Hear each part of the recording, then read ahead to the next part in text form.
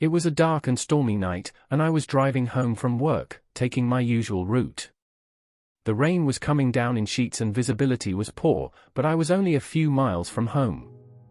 Suddenly, my car started to sputter and smoke, and I knew I was in trouble. I pulled over to the side of the road and got out to see what was wrong. That's when I heard it, a faint cry for help coming from the nearby woods. I couldn't see much in the darkness and the pouring rain, but I knew I had to investigate. I grabbed my flashlight and started making my way into the woods, calling out to the person in distress. As I got deeper into the woods, the cries for help got louder and more desperate. I was running now, dodging tree branches and ducking under low-hanging branches. And then, I saw her. A young woman, huddled against a tree, her clothes torn and muddy, her face bruised and bloody. She was crying and shaking, clearly in shock. I knelt down next to her and asked her what had happened. She told me that she had been hiking in the woods when she was attacked by a man. He had beaten her and left her for dead. I knew I had to get her to safety, so I helped her to her feet and we started making our way back to my car. The rain had let up a bit, but the woods were still dark and treacherous. We stumbled and slipped our way through the underbrush, the woman leaning heavily on me for support. Finally, we reached my car and I helped her into the passenger seat. I quickly got behind the wheel and started the engine. As we drove away, the woman told me that she had been kidnapped by the man who had attacked her. He had taken her to a remote cabin deep in the woods, where he had held her captive for days. She had managed to escape when he was away, but she was injured and lost. I knew I had to get her to a hospital right away. We drove to the nearest hospital, where the woman was treated for her injuries. She was in shock and had a concussion, but she would be okay. The police were called and they took her statement.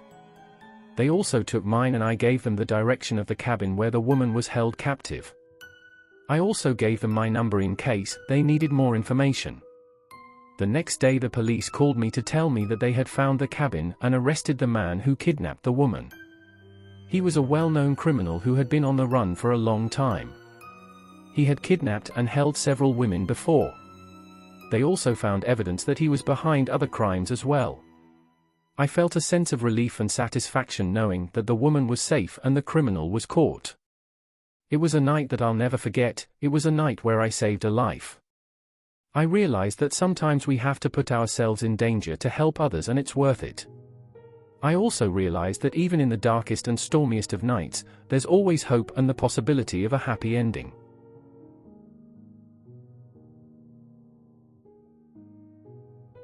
It was a hot summer day and I was driving my 2012 Honda Civic on a long road trip from Florida to New York.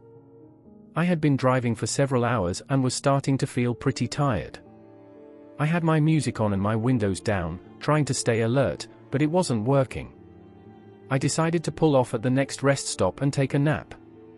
As I pulled into the rest stop parking lot, I noticed a man sitting on the curb, looking disheveled and lost. He was wearing ripped jeans and a dirty t-shirt, and had a scruffy beard. I didn't think much of it at first and parked my car in a nearby spot. I locked my car and went to take a nap in the back seat. I must have fallen asleep pretty quickly because the next thing I knew, there was a loud banging on my car window. I jumped awake and saw the same man from before, now standing next to my car. He was yelling and gesturing for me to roll down my window. I was scared and didn't know what to do. I hesitated for a moment before rolling down the window a crack. The man leaned in close and started talking in a low, urgent voice. He said that he needed help and that his car had broken down a few miles down the road. He asked if I could give him a ride to the nearest town. I was hesitant, but I felt bad for him and didn't want to leave him stranded in the middle of nowhere. I asked him a few questions about where he was headed and he gave me some vague answers, but I didn't think much of it at the time. I unlocked the doors and let him into my car. As we started driving, I noticed that the man was acting strangely. He kept fidgeting and looking around nervously, and he wouldn't make eye contact with me. I started to feel uneasy and tried to make small talk, but he was unresponsive. I was starting to regret my decision to let him into my car.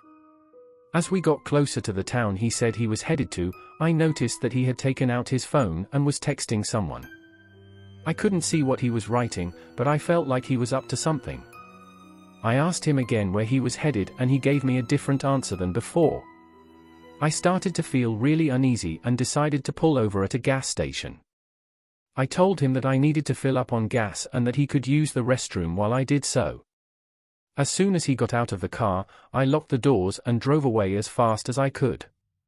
I looked back in my rearview mirror and saw him running after my car, but I didn't stop. I drove straight to the nearest police station and reported the incident.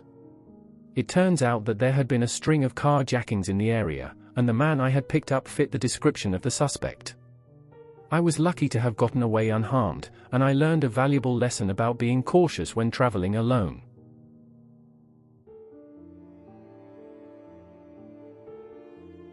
It was a Friday night, and Tom had just picked up his girlfriend, Jess, from her house after they both finished work. They were both excited to go on a night drive and explore the countryside outside of town. Little did they know that this night drive would turn into a nightmare they would never forget. Tom and Jess drove for a while, taking in the beauty of the moonlit sky and the stars. They talked about their future plans and how they would be spending their weekends now that they had graduated from high school. Suddenly, the road they were on turned into a dirt road, and Tom's car started to rattle. He pulled over to the side of the road to check the car, and that's when they noticed the smell. The smell was putrid, and it was coming from the nearby woods.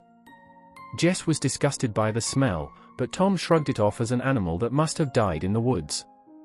They both got out of the car to stretch their legs and relieve themselves. As they walked deeper into the woods, they heard strange noises in the distance. Suddenly, they both heard a twig snap. They turned around and saw nothing but trees and bushes.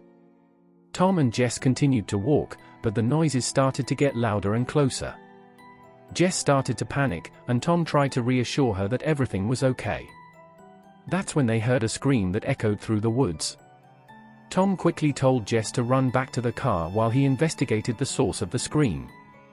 She begged him not to go, but Tom reassured her that he would be okay. Tom walked towards the direction of the scream, and that's when he saw a man standing in front of a blue tarp. The man was covered in dirt and had a creepy smile on his face. Tom quickly took out his phone and snapped a photo of the man before running back to the car. He showed the photo to Jess, and they both agreed that it was time to leave the woods. Tom and Jess never spoke about that night again, but it haunted them for years to come. They often wondered what happened to the man with the blue tarp, and if they were in danger that night. It was a night they would never forget, and one that taught them to always be aware of their surroundings, especially when exploring new areas.